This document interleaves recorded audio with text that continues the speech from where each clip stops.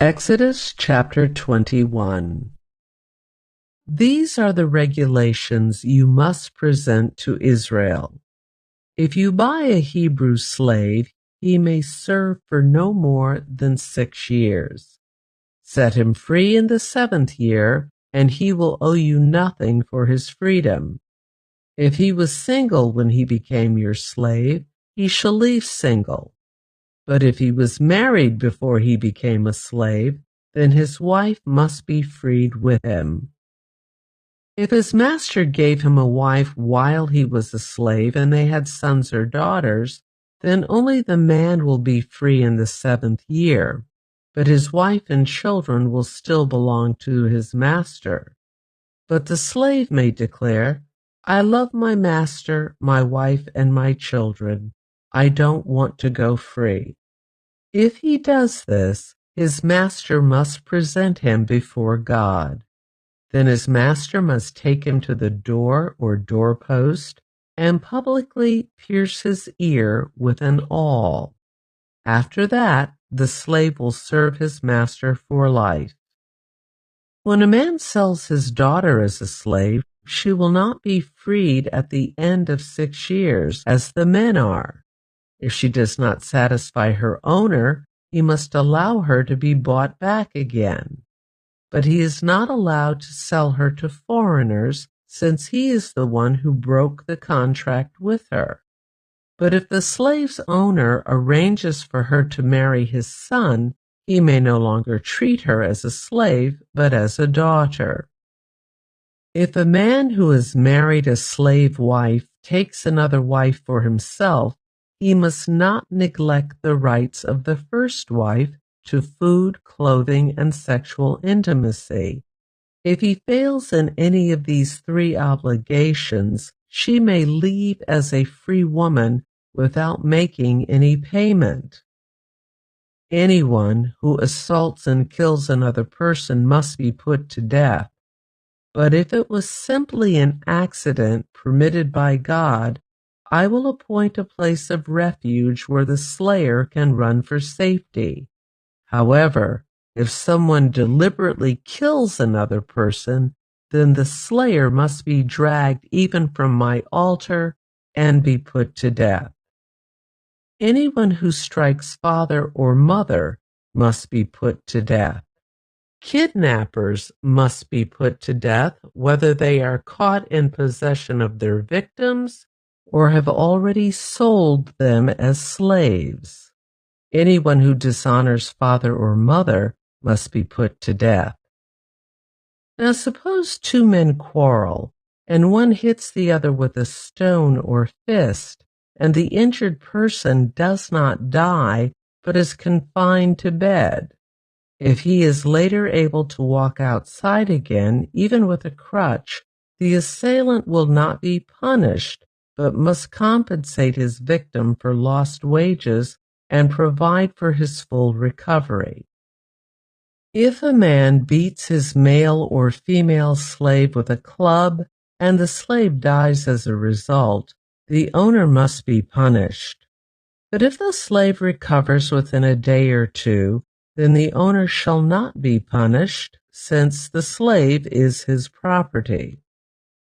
Now suppose 2 men are fighting, and in the process, they accidentally strike a pregnant woman so she gives birth prematurely.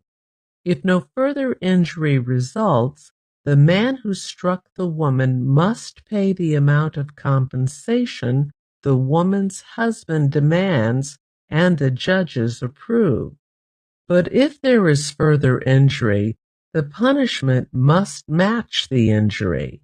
A life for a life, an eye for an eye, a tooth for a tooth, a hand for a hand, a foot for a foot, a burn for a burn, a wound for a wound, a bruise for a bruise. If a man hits his male or female slave in the eye, and the eye is blinded, he must let the slave go free to compensate for the eye. And if a man knocks out the tooth of his male or female slave, he must let the slave go free to compensate for the tooth. If an ox gores a man or woman to death, the ox must be stoned, and its flesh may not be eaten. In such a case, however, the owner will not be held liable. But suppose the ox had a reputation for goring, and the owner had been informed but failed to keep it under control. If the ox then kills someone, it must be stoned, and the owner must also be put to death. However, the dead person's relatives may accept payment to compensate for the loss of life. The owner of the ox may redeem his life by paying whatever is demanded. The same regulation applies if the ox gores a boy or a girl. But if the ox gores a slave, either male or female, the animal's owner must pay the slave's owner 30 silver coins, and the ox must be stoned. Suppose someone digs or uncovers a pit and fails to cover it, and then an ox or a donkey falls into it. The owner of the pit must pay full compensation to the owner of the animal, but then he gets to keep the dead animal. If someone's ox injures a neighbor's ox and the injured ox dies, then the two owners must sell the live ox and divide the price equally between them. They must also divide the dead animal. But if the ox had a reputation for goring, yet its owner failed to keep it under control, he must pay full compensation, a live ox for the dead one, but he may keep the dead ox. Exodus chapter 22.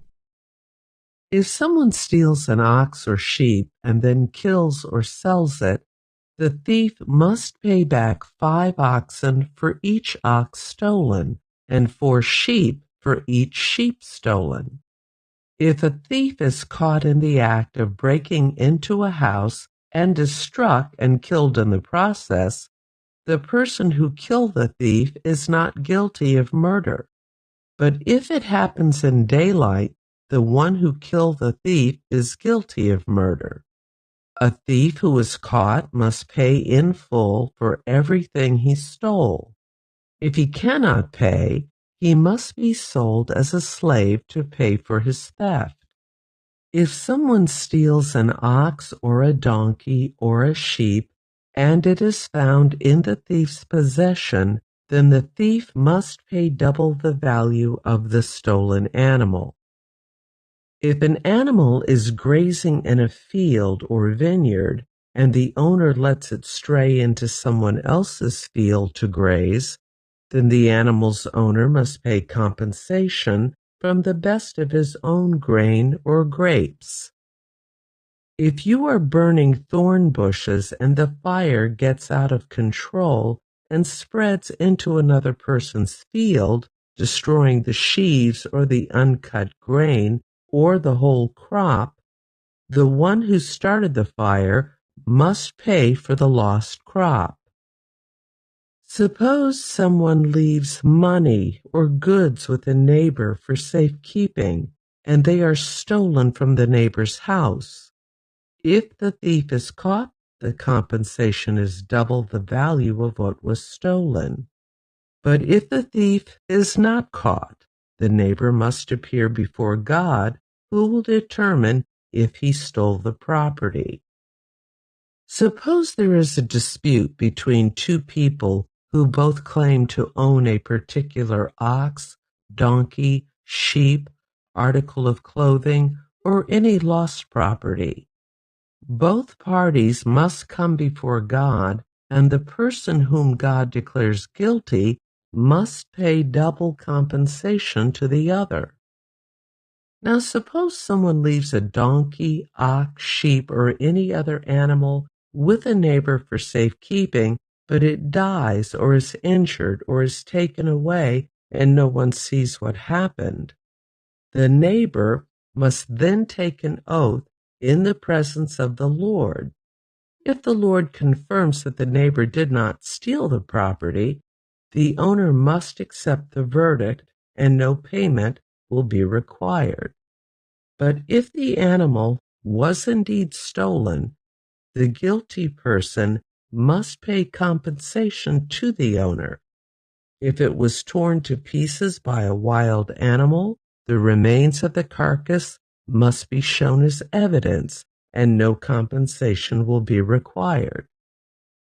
If someone borrows an animal from a neighbor and it is injured or dies when the owner is absent, the person who borrowed it must pay full compensation. But if the owner was present, no compensation is required. And no compensation is required if the animal was rented, for this loss is covered by the rental fee. If a man seduces a virgin who is not engaged to anyone and has sex with her, he must pay the customary bride price and marry her. But if her father refuses to let him marry her, the man must still pay him an amount equal to the bride price of a virgin. You must not allow a sorceress to live.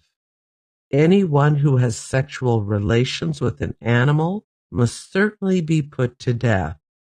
Anyone who sacrifices to any god other than the Lord must be destroyed. You must not mistreat or oppress foreigners in any way. Remember, you yourselves were once foreigners in the land of Egypt. You must not exploit a widow or an orphan. If you exploit them in any way and they cry out to me, then I will certainly hear their cry. My anger will blaze against you, and I will kill you with the sword. Then your wives will be widows and your children fatherless. If you lend money to any of my people who are in need, do not charge interest as a moneylender would. If you take your neighbor's cloak as security for a loan, you must return it before sunset. This coat may be the only blanket your neighbor has. How can a person sleep without it? If you do not return it and your neighbor cries out to me for help, then I will hear, for I am merciful. You must not dishonor God or curse any of your rulers. You must not hold anything back when you give me offerings from your crops and your wine. You must give me your firstborn sons. You must also give me the firstborn of your cattle, sheep, and goats, but leave the newborn animal with its mother for 7 days. Then give it to me on the 8th day. You must be my holy people. Therefore, do not eat any animal that has been torn up and killed by wild animals. Throw it to the dogs. Exodus chapter 23. You must not pass along false rumors. You must not cooperate with evil people by lying on the witness stand. You must not follow the crowd in doing wrong. When you are called to testify in a dispute, do not be swayed by the crowd to twist justice. And do not slant your testimony in favor of a person just because that person is poor.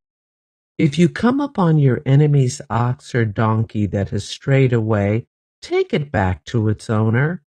If you see that the donkey of someone who hates you has collapsed under its load, do not walk by. Instead, stop and help. In a lawsuit, you must not deny justice to the poor. Be sure never to charge anyone falsely with evil. Never sentence an innocent or blameless person to death, for I never declare a guilty person to be innocent. Take no bribes, for a bribe makes you ignore something that you clearly see. A bribe makes even a righteous person twist the truth. You must not oppress foreigners. You know what it's like to be a foreigner, for you yourselves were once foreigners in the land of Egypt. Plant and harvest your crops for 6 years, but let the land be renewed and lie uncultivated during the 7th year. Then let the poor among you harvest whatever grows on its own. Leave the rest for wild animals to eat. The same applies to your vineyards and olive groves. You have 6 days each week for your ordinary work, but on the 7th day you must stop working. This gives your ox and your donkey a chance to rest. It also allows your slaves and the foreigners living among you to be refreshed. Pay close attention to all my instructions. You must not call on the name of any other gods.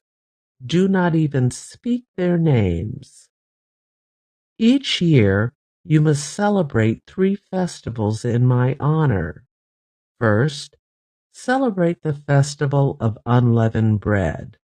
For 7 days the bread you eat must be made without yeast, just as I commanded you. Celebrate this festival annually at the appointed time in early spring, in the month of Abib, for that is the anniversary of your departure from Egypt. No one may appear before me without an offering. Second, celebrate the festival of harvest, when you bring me the first crops of your harvest. Finally, celebrate the festival of the final harvest at the end of the harvest season, when you have harvested all the crops from your fields. At these 3 times each year, every man in Israel must appear before the sovereign, the Lord. You must not offer the blood of my sacrificial offerings together with any baked goods containing yeast, and do not leave the fat from the festival offerings until the next morning. As you harvest your crops, bring the very best of the first harvest to the house of the Lord your God. You must not cook a young goat in its mother's milk. See, I am sending an angel before you to protect you on your journey and lead you safely to the place I have prepared for you. Pay close attention to him and obey his instructions. Do not rebel against him, for he is my representative, and he will not forgive your rebellion. But if you are careful to obey him, following all my instructions, then I will be an enemy to your enemies, and I will oppose those who oppose you. For my angel will go before you and bring you into the land of the Amorites, Hittites, Perizzites, Canaanites, Hivites, and Jebusites, so you may live there. And I will destroy them completely. You must not worship the gods of these nations or serve them in any way or imitate their evil practices. Instead, you must utterly destroy them and smash their sacred pillars. You must serve only the Lord your God. If you do, I will bless you with food and water, and I will protect you from illness. There will be no miscarriages or infertility in your land, and I will give you long, full lives. I will send my terror ahead of you and create panic among all the people whose lands you invade.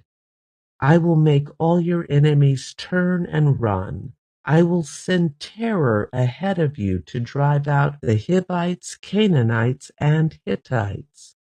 But I will not drive them out in a single year, because the land would become desolate, and the wild animals would multiply and threaten you. I will drive them out a little at a time until your population has increased enough to take possession of the land. And I will fix your boundaries from the Red Sea to the Mediterranean Sea and from the eastern wilderness to the Euphrates River. I will hand over to you the people now living in the land, and you will drive them out ahead of you.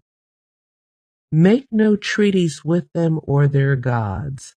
They must not live in your land, or they will cause you to sin against me. If you serve their gods, you will be caught in the trap of idolatry. Exodus chapter 24. Then the Lord instructed Moses, "Come up here to me and bring along Aaron, Nadab, Abihu, and 70 of Israel's elders. All of you must worship from a distance. Only Moses is allowed to come near to the Lord. The others must not come near, and none of the other people are allowed to climb up the mountain with him." Then Moses went down to the people and repeated all the instructions and regulations the Lord had given him. All the people answered with one voice, "We will do everything the Lord has commanded." Then Moses carefully wrote down all the Lord's instructions. Early the next morning, Moses got up and built an altar at the foot of the mountain. He also set up 12 pillars, one for each of the 12 tribes of Israel. Then he sent some of the young Israelite men to present burnt offerings and to sacrifice bulls as peace offerings to the Lord. Moses drained half the blood from these animals into basins. The other half he splattered against the altar. Then he took the book of the covenant and read it aloud to the people. Again they all responded, "We will do everything the Lord has commanded. We will obey."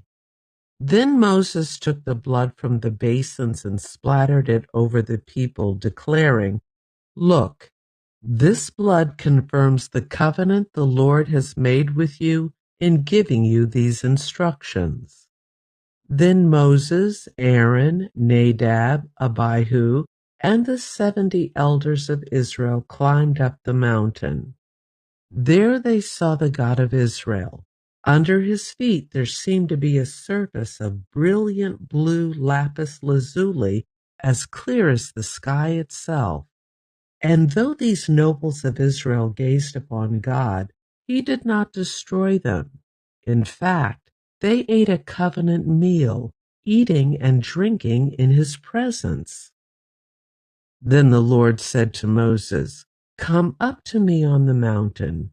Stay there, and I will give you the tablets of stone on which I have inscribed the instructions and commands, so you can teach the people." So Moses and his assistant Joshua set out, and Moses climbed up the mountain of God. Moses told the elders, "Stay here and wait for us until we come back. Aaron and Hur are here with you. If anyone has a dispute while I am gone, consult with them." Then Moses climbed up the mountain, and the cloud covered it. And the glory of the Lord settled down on Mount Sinai, and the cloud covered it for 6 days. On the 7th day, the Lord called to Moses from inside the cloud. To the Israelites at the foot of the mountain, the glory of the Lord appeared at the summit like a consuming fire. Then Moses disappeared into the cloud as he climbed higher up the mountain. He remained on the mountain 40 days and 40 nights. Exodus chapter 25.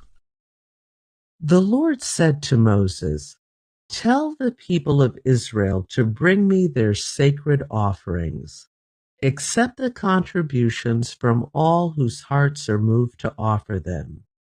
Here is a list of sacred offerings you may accept from them: gold, silver, and bronze, blue, purple, and scarlet thread, fine linen and goat hair for cloth, tanned ram skins and fine goatskin leather, acacia wood, olive oil for the lamps, spices for the anointing oil and the fragrant incense, onyx stones, and other gemstones to be set in the ephod and the priest's chest piece.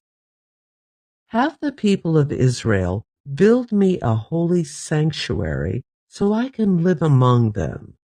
You must build this tabernacle and its furnishings exactly according to the pattern I will show you. Have the people make an ark of acacia wood, a sacred chest, 45 inches long, 27 inches wide, and 27 inches high. Overlay it inside and outside with pure gold, and run a molding of gold all around it. Cast 4 gold rings and attach them to its 4 feet, 2 rings on each side. Make poles from acacia wood and overlay them with gold. Insert the poles into the rings at the sides of the ark to carry it. These carrying poles must stay inside the rings. Never remove them. When the ark is finished, place inside it the stone tablets inscribed with the terms of the covenant which I will give to you. Then make the ark's cover the place of atonement from pure gold. It must be 45 inches long and 27 inches wide. Then make 2 cherubim from hammered gold and place them on the 2 ends of the atonement cover. Mold the cherubim on each end of the atonement cover, making it all of one piece of gold. The cherubim will face each other and look down on the atonement cover. With their wings spread above it, they will protect it. Place inside the ark the stone tablets inscribed with the terms of the covenant which I will give to you. Then put the atonement cover on top of the ark. I will meet with you there and talk to you from above the atonement cover between the gold cherubim that hover over the ark of the covenant. From there I will give you my commands for the people of Israel. Then make a table of acacia wood, 36 inches long, 18 inches wide, and 27 inches high. Overlay it with pure gold and run a gold molding around the edge.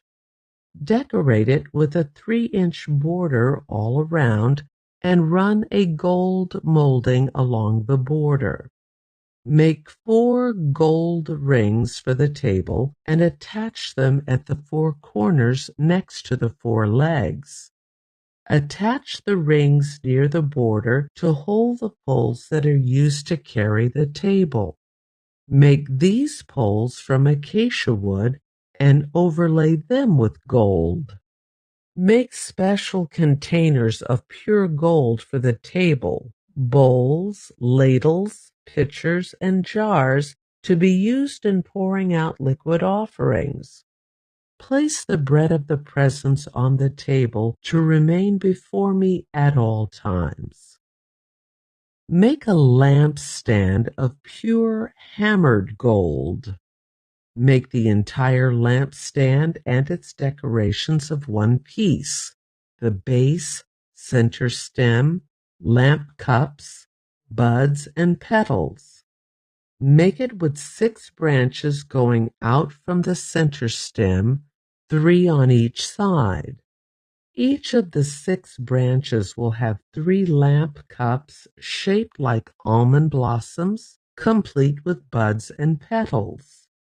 Craft the center stem of the lampstand with 4 lamp cups shaped like almond blossoms, complete with buds and petals. There will also be an almond bud beneath each pair of branches where the 6 branches extend from the center stem. The almond buds and branches must all be of one piece with the center stem, and they must be hammered from pure gold. Then make the 7 lamps for the lampstand, and set them so they reflect their light forward. The lamp snuffers and trays must also be made of pure gold.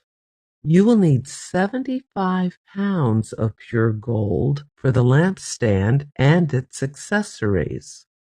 Be sure that you make everything according to the pattern I have shown you here on the mountain.